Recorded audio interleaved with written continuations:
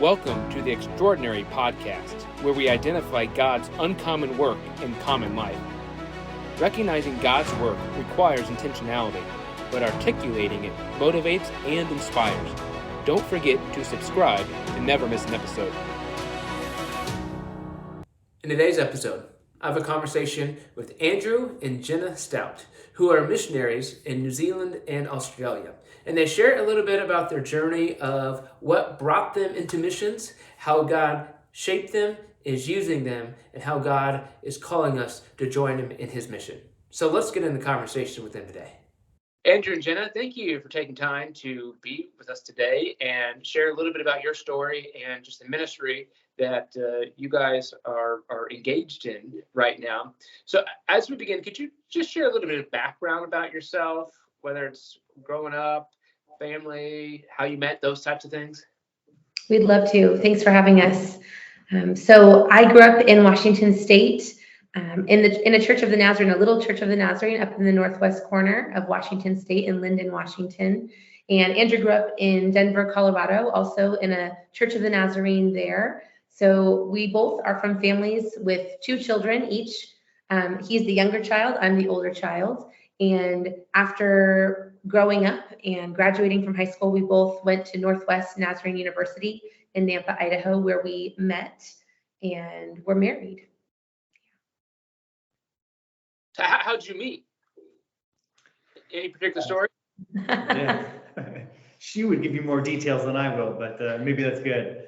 We went to NNU, Northwest Nazarene University in Nampa, Idaho. I was 2 years older than Jenna, but we met while we were students. Actually, the interesting way we met was my freshman roommate had a little sister who was Jenna's freshman roommate, and so that was just the first way we met, but we ran into each other a few different times while we were students. We actually didn't start dating until I had graduated, and then we got married a couple years later when Jenna graduated.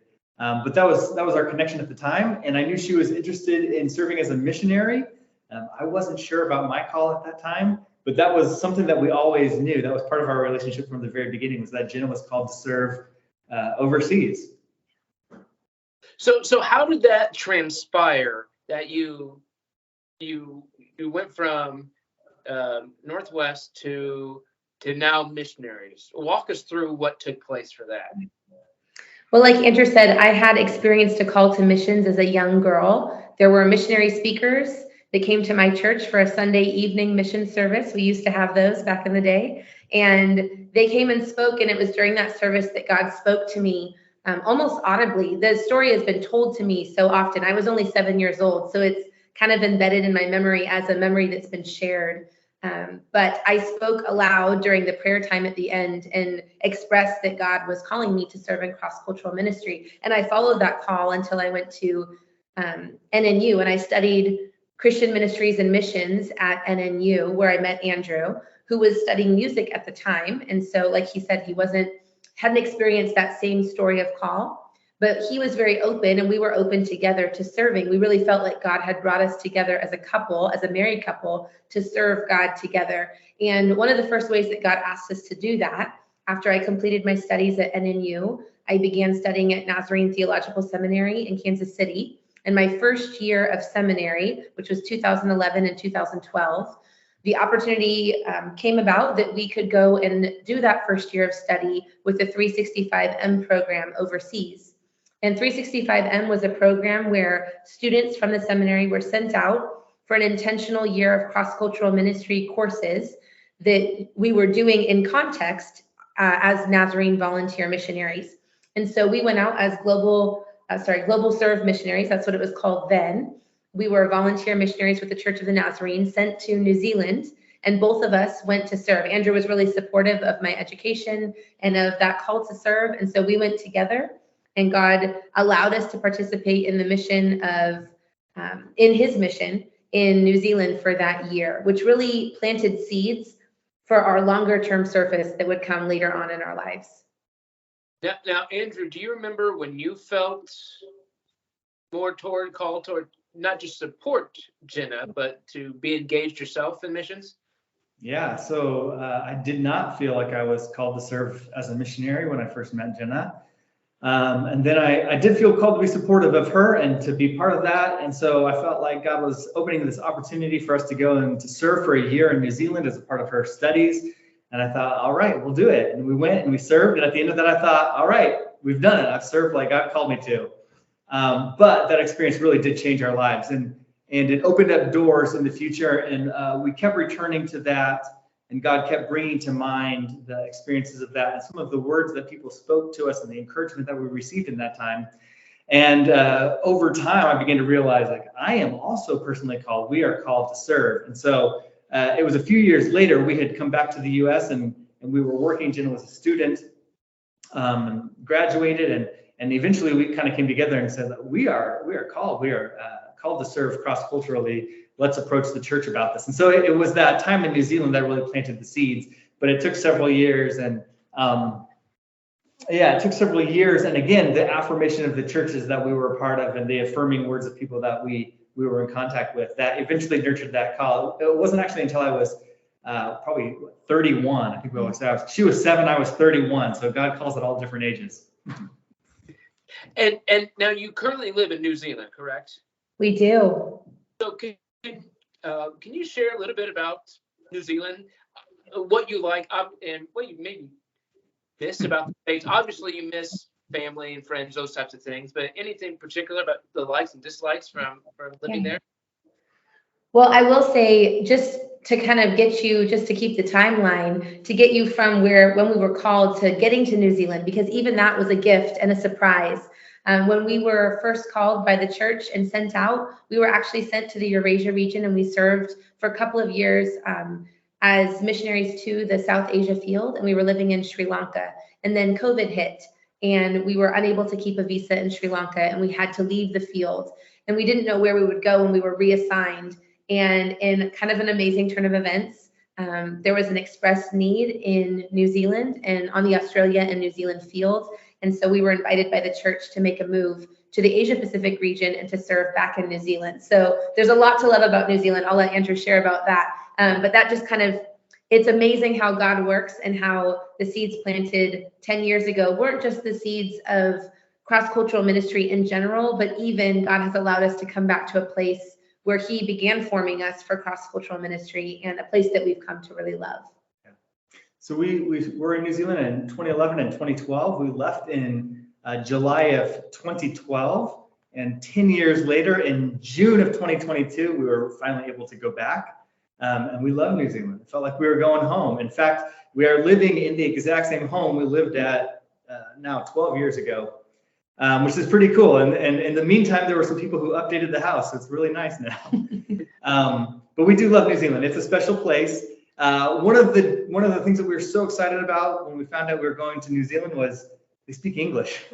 In Sri Lanka, we spent every waking hour for an enormous amount of time studying language, and it was such a challenge. And I told Jenna, I can go anywhere as long as I don't have to learn Japanese or something like that. So it does. What I'm saying is New Zealand has a lot of similarities to America. It's a former British colony, and so there are similarities. Of course, they have an accent and people use different terminology. But in a lot of ways, the context that we serve in looks a lot like our home context. It's actually a unique assignment. We're here in Indianapolis right now with missionaries from all over the world. And really where we serve is unique to where a lot of them serve. But we do love New Zealand. It is... I'm trying to think of things that I like better. I do love America. It's my home. So this is a place that I'll always love, but it's different. And so I love watching rugby. Our local rugby team is I'd say they're the best rugby team in the Southern Hemisphere. They play about 10 minutes down the road from us. So went and caught a game there a couple of weeks ago, and you can see world-class rugby for, I think it was about $20 a ticket. It was fantastic. That's something that I never got into in the United States. And so in New Zealand, they're rugby crazy. It's a lot of fun. But there's a lot of differences like that. They call American football, they call it gridiron. It's the first time someone said gridiron. I had no idea what they're talking about, but just those quirks, a little bit different. We do miss our home context, of course. We miss family, like you said. we miss Mexican food. There's just absolutely no Mexican food. There's some great food. They have meat pies. We love the meat pies in New Zealand. We eat a lot of lamb, which is just something I wasn't used to. But there's occasionally Mexican food, and it does not cut it. It is not what you would expect. It's not quite the right ingredients that you'd expect, and it's not Mexican people making it. So there are things that we miss. But it is a great place, a really beautiful country, absolutely beautiful people, and it's a fantastic place that we've really enjoyed allowing our daughters to learn about and grow up in this context. And our daughter goes to a great primary school right by us. They call it primary instead of elementary, but it's the same thing. And good school. We love the city we live in. We love New Zealand. Yeah, well, that's great. Thanks for sharing just a little bit about New Zealand and just the transition from Sri Lanka there. Now, I think I saw on the website that you are community engagement coordinators. Is that the correct title? That's right. Yeah, that's right. What does that mean?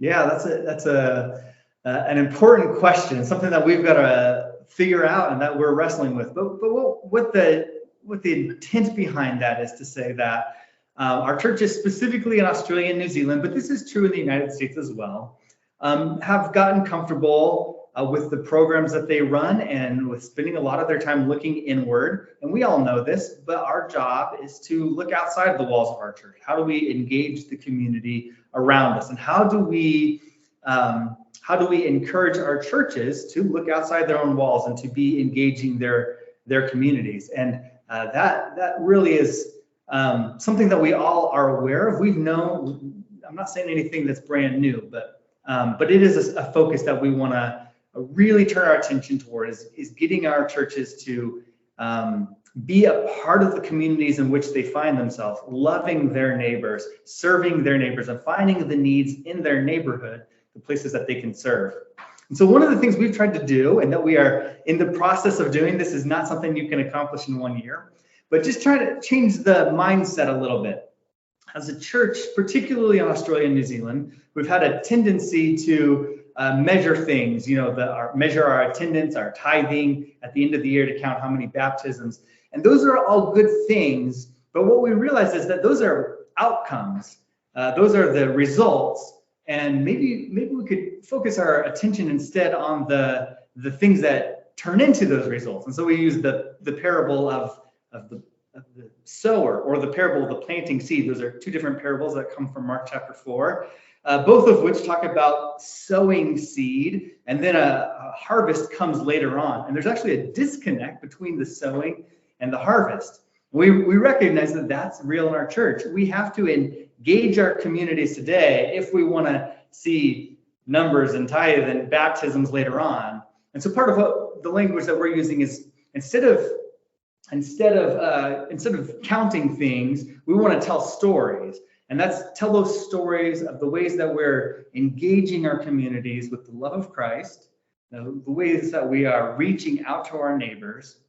And if we tell those stories, we'll begin to change how we talk as a church. We'll begin to change the things that we celebrate. Instead of celebrating the results, we celebrate the input that leads to those results. And in fact, that's something that we tend not to do. We want to elevate the simple story of, hey, this person loved their neighbor in a simple way, and it didn't produce any results today, but we believe in the power of the Holy Spirit. It's going to produce results.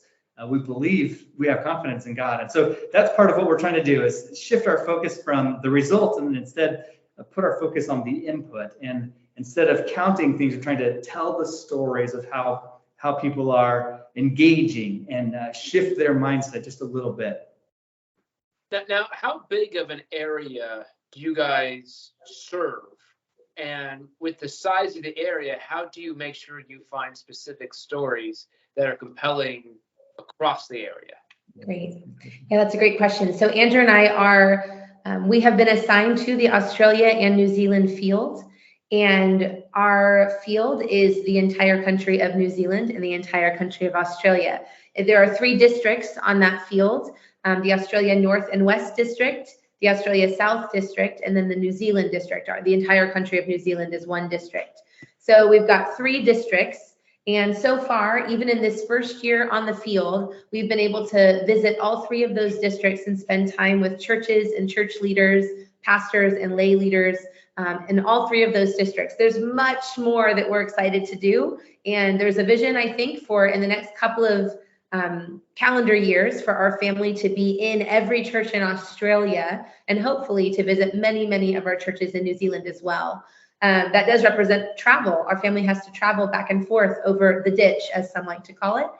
So I've been 3 times to Australia this year. Andrew's been once, and we've been able to meet pastors and leaders and people in our churches, because it's really not just the pastors and leaders we want to hear these stories from. We want to hear the stories of the people in our congregations that are loving their neighbors and their neighborhoods, and the ways in which God is at work in those loving relationships and the way that they're loving their neighbors. And so we've been in conversations with people. We've sat across the table from people at meals. We've gone to churches and listened to the testimonies. In our churches in Australia and New Zealand, they love to have items and testimonies where they share from their hearts and from what God has been doing in their lives, maybe over the week or in recent days. So we've been listening to those stories. We've been able to capture some of them on film, in writing, and we're beginning to share them with our field, but also with our region, and hopefully with people around the world, because we believe that God is doing beautiful and amazing things in these stories of the seeds of love being sown that could be an inspiration and an encouragement and could be edifying for the church around the world, for the global church. And so another one of our roles is communications coordinators for our field. And that works hand in hand with community engagement. We're trying to, number one, recognize how the community is being engaged by our churches as they are. We're trying to dream about how we can together engage our communities. And then we're trying to communicate what's actually happening and what the vision is going forward. So we've relied a lot on the pastors and leaders and just coming to them and saying, what stories do you already have? And who in your congregation should we be talking to? Who should we be getting to know and sitting down for a cup of coffee with, or singling them out maybe at a district event so that we can hear the stories of what God is doing. And we've been just enormously blessed this year in receiving and holding space for these beautiful stories of the way that God is inviting people to plant seeds in their neighborhoods. Yeah. Well, that's awesome. Now as you're talking about the traveling and everything, not a real easy area to travel. Mm-hmm. Obviously with New Zealand, there's several islands with New Zealand that, you have to fly. In Australia, it's not like you can drive across the country real conveniently, like you can in the United States. But so there are a lot of logistical things. But when we think of the digital world we live in, there's a whole state in between us, and we're talking right now, and it's and so we can communicate this way, and I'm sure these types of things are ways that you guys are using your resources to get stories out, and video is a super compelling way that we can connect with people. And do you have just one story that you can tell us of how you've seen God move in your areas? Want to show the story? Yeah, why don't you tell? Yeah, the first story that came to our minds was a story from one of our Nazarene pastors. She actually was just ordained as a ordained elder in the Church of the Nazarene in November at our district assembly. Her name is Pastor Shilpa, and she is, I think, a 4th generation Nazarene. She came from India originally, and she pastors in Auckland, which is the big city on the North Island. There's a couple of big cities, but it's the big city that you might fly into if you come visit us in New Zealand. And she pastors a couple of congregations there, and she has this beautiful story that kind of happened over the course of several years. And we actually have a video of her sharing this story, so maybe we'll be able to share that with some of you when we're in Burlington. But it's great to hear it in her own words, but I'll try to do it justice here in just a couple of moments. So Shilpa, a few years ago, was invited to an event, and she was just going there to meet with friends. And while there, she met a young couple who were also Indian. The man was from Gujarat originally, and the woman from, I think, Delhi. And they, in the course of the conversation, told Shilpa that they wanted to get married, and they asked her if she would be willing to consider being the the person who performed their wedding ceremony. And she knew, and after this conversation, that he was from a Christian background. He was a Christian man, and that the woman was from a Hindu background, and she identified as a Hindu woman. And so Shilpa said, let me get back to you. I'm a minister in training right now, and I need to consult with the district superintendent to ask about kind of, performing this wedding ceremony and the logistics of that, considering all of the circumstances. And so she did. And she said, is it okay? She said to her district superintendent, is it okay for me to perform the wedding ceremony of this man and this woman who actually come from different religious backgrounds? And he said, you know what? It is okay. And I would encourage you to mentor them and to spend time with them and to counsel them and provide some marriage counseling before they become married. And so she did that. And she began meeting this couple together very regularly. And she tells us that in the first meeting she arrived and the woman was already crying when she got there. She was so upset because she thought that Shilpa would come in. Surely Shilpa would come in and force her to become Christian, to be baptized, because that's really culturally what would happen in her cultural background. And so Shilpa came in and she said, you know what? I am not here to force you to become baptized. I'd love for you to know Jesus, but I'm here to love you and to spend time with you and to get to know you and to counsel you as you prepare for this big decision and this coming together in marriage. And so she met with them regularly. And over the course of meeting with them, they became interested in meeting together in kind of a church atmosphere. And so thus began the North Shore Church of the Nazarene. It's a church plant on the North Shore. The very first members of that church were this Christian man and this Hindu woman, and they became the first members of the North Shore church plant. And they began meeting together. They continued meeting together even after they were married. Still, this woman identifies as a Hindu woman. She has not left her background, but she comes faithfully to church. She likes to say of herself, in her own words, I'm on a journey. She's getting to know Jesus. They had a child. They've now had 2 children that was baptized into the church, dedicated into the church. And they have a second child now who's just a few months old that was dedicated into the church. The woman is particularly outgoing. She has invited more people to come to the church than anyone else, even though she herself doesn't yet identify as a follower of Jesus. And we love this story because there isn't a way to tie it up with a nice bow. There isn't the answer yet. And we haven't come to the point where this woman has come to know Jesus as her personal savior. It'd be nice if we could say that part of the story, but we can't yet. It's a journey story. She's on the journey, even in her own words. She's on the journey. She's getting to know Jesus. She's being loved by people who love Jesus and who love her. And it's a really beautiful story of seeds being planted. And we're a couple of years into that story. We're hoping that a couple of years from now, we could tell you maybe another part of that story. But you can pray with us for Shilpa and for her congregation. She is that North Shore Church. They are doing their best to be faithful to plant seeds in their neighbors, in their neighborhoods, and even in people who are already coming and attending that are on their journey toward Jesus. So it's inspiring to us, that story, and it's kind of reflective of the place that we're at in ministry in New Zealand.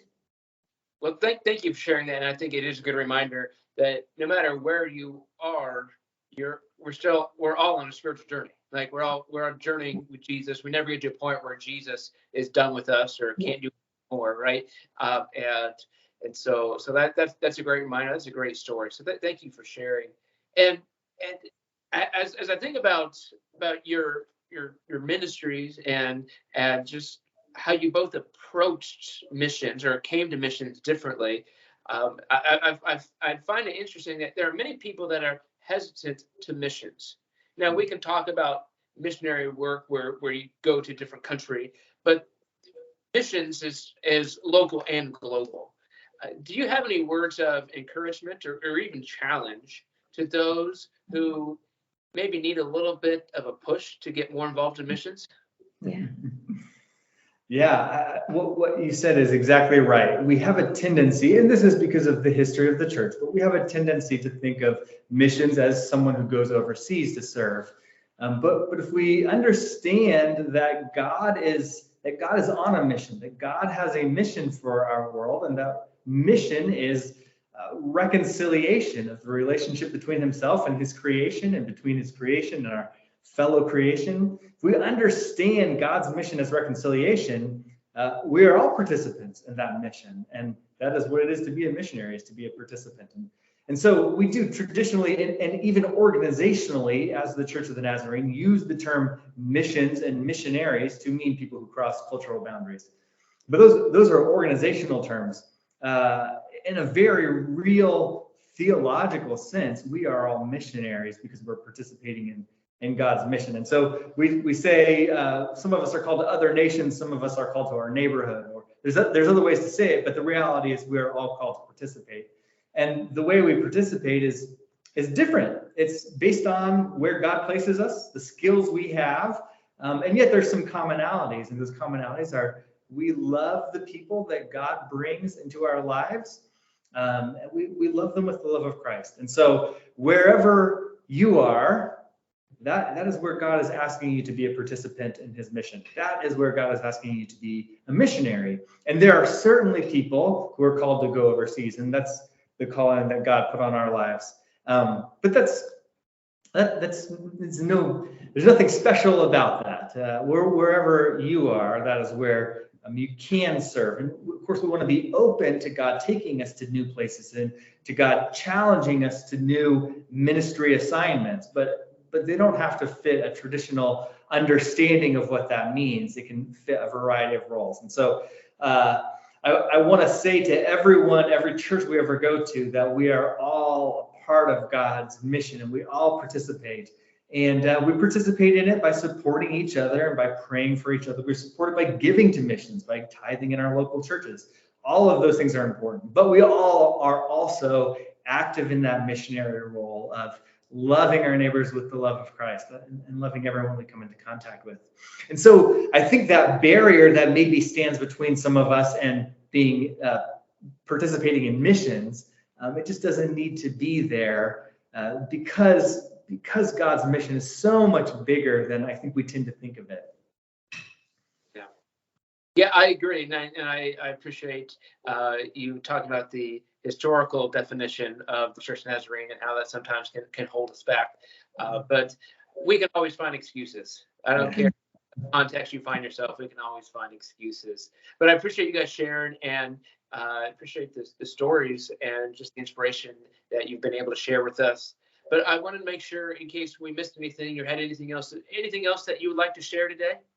Yeah, I think something that we love to say any chance we get is thank you. Thank you for the ways in which you at Burlington First Church are faithful to pray and to give and to participate in the mission of God where you are, because it truly allows us to be able to be faithful to the call that God has put on our lives. And so we'll take the chance next week to say that again in person, but we just want to say thank you for this opportunity to share, but also for all the ways in which your faithfulness allows for our faithfulness to happen. Because that's really, we all get to be a team together. We get to partner together in the mission of God. And it's such a great privilege to get to be partners in ministry as we participate in his mission around the world.